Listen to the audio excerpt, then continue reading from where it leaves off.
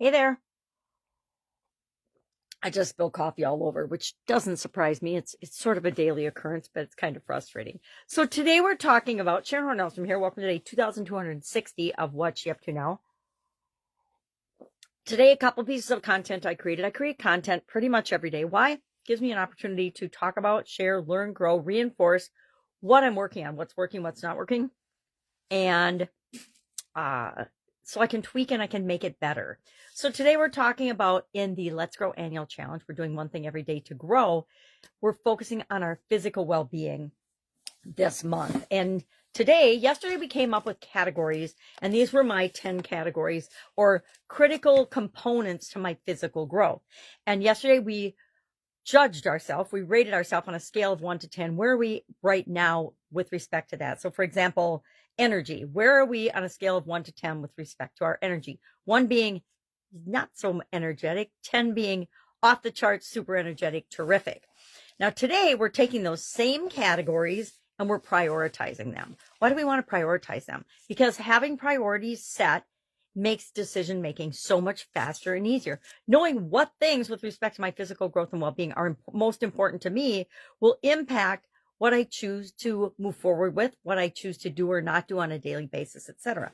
So I shared my 10 things, and they are, I guess that's too much detail. So I picked 10 things and then I prioritize them on 1 to 10, 1 being my most important, 10 being my least important thing. And I was a little surprised at how they shook out.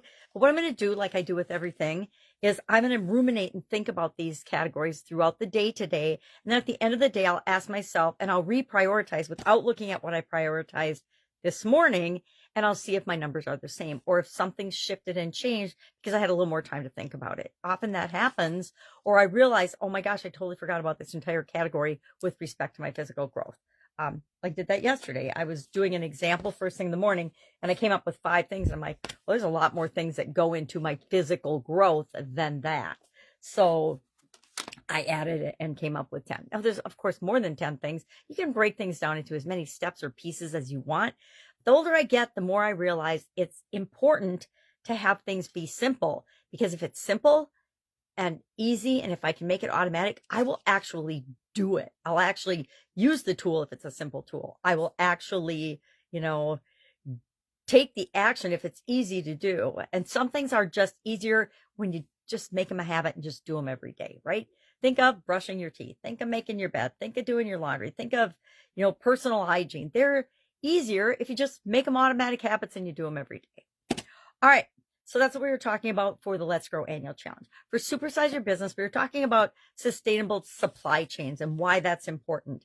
And, as much as I just want to shake people and say, hey, just do the right thing, make the world a better place, because what you put into the world is what you get out.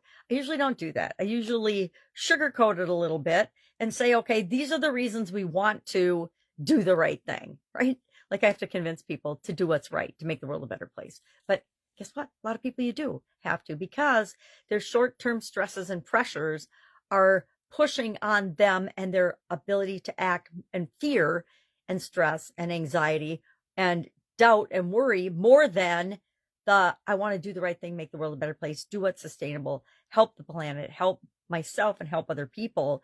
And so I guess I'm on a pontificating bender yesterday and today.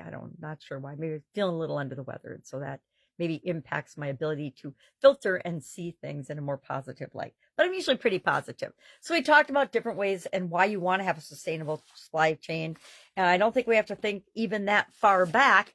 Think 2020 and the impact that the changes in the world had that were outside of our control, that literally destroyed millions of businesses because they couldn't get what they needed in order to do what they do to serve the people that were here to serve. Millions of businesses went out of business, which is really heartbreaking for me. I really breaks my heart when I see people start out with a dream and they want to make the world different and make the world a better place, at least make the world for their family and themselves better.